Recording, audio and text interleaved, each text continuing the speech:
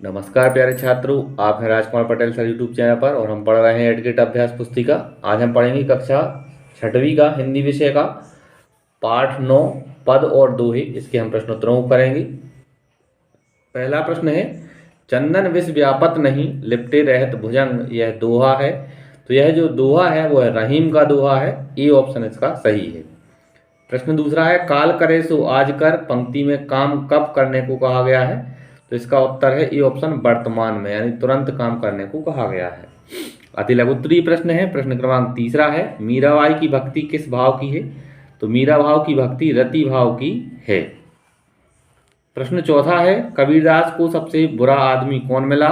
तो इसका उत्तर है कबीरदास जी को वे स्वयं ही सबसे बुरे आदमी मिले।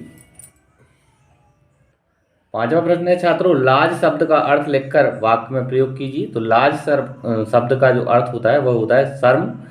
वाक्य में प्रयोग देखें आप, अच्छा कार्य करने में हमें लाज नहीं आनी चाहिए। छठवां प्रश्न है, कबीर ने किन दो बातों को की सीख अपने दोहे में दी है। तो उत्तर है भूखे को भीख दो, ईश्वर की भक्ति पूरे मन से करो।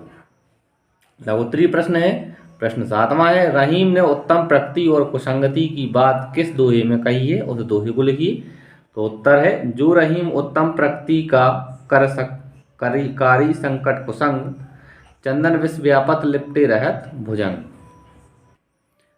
आठवां प्रश्न है छात्रों, रहीम के अनुसार सच्चे मित्र की क्या विशेषता है। उत्तर है, रहीम के अनुसार जो मित्र हमारे दुख और विपत्ति में साथ देता है वही हमारा अच्छा मित्र है। प्रश्न 9वां है, निम्नलिखित पंक्तियों का भावार्थ लिखिए। उत्तर है, पंक्तियां हैं, असुवन जल सींच सींच प्रेम बेली बोई, अब तो बेली फैल गई आनंद फल होई।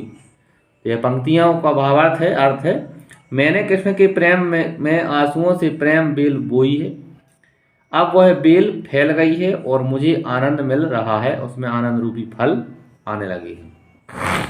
प्रश्न 10वां है, कबीर ने कोई भी काम अभी करने की बात क्यों कही है। उत्तर है, क्योंकि हमारी मृत्यु किस समय हो जाए और हमारे काम अधूरे रह जाएं, इस कारण कबीर ने सभी कार्य अभी करने को कहा है।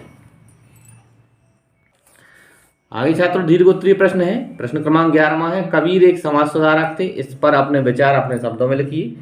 उत्तर है, कबीर नम्रता से भरे हुए थे, यहाँ हम लिखेंगे नम्रता से भरे हुए थे और हिंदू धर्म और इस्लाम में मेल मिलाप करने वाले पहले संत थे। कबीर ने अपने लेखन के माध्यम से एक शिक्षक और समाज सुधारक की भूमिका निभाई, जिसमें मुख्य रूप से दोहस नामक पंक्ति द्वंद्व शामिल थे। वेदांत, सूफीवाद, वैष्णववाद और नाथ संप्रदाय में उनका दृढ़ विश्वास था। आगे ये 12वां प्रश्न देखें आप, निम्नलिखित पंक्तियों का भावार्थ अपने शब्दों में लिखिए। पंक्तियां हैं, मेरे तो गिरधर गोपाल दूसरो ना कोई, जाके सिर मूर मुकट मेरो पति सोई, तात मात भ्रात बंधु अपनो ना कोई, छाड़ी दई कुल की कानी कहा करे कोई, संतन ढेग बैठी बैठी लोक लाज खोई, चुनरी के किए टूक ओढ़ ली नहीं लोई, मोती मूंगे उतारी बनमाला पोई। भावार्थ है, मीराबाई कहती है, मेरे तो गिरधर गोपाल अर्थात श्री कृष्ण ही सर्वस्व हैं, अन्य किसी से मेरा कोई संबंध नहीं है। जिस कृष्ण के सिर पर मूर मुकुट है वही मेरा पति है। मैं श्री कृष्ण को ही अपना पति मानती हूँ। इस भक्ति के लिए मैंने अपने माता पिता, भाई बंधु आदि सभी को छोड़ दिया है। वे मेरे कोई नहीं होते हैं।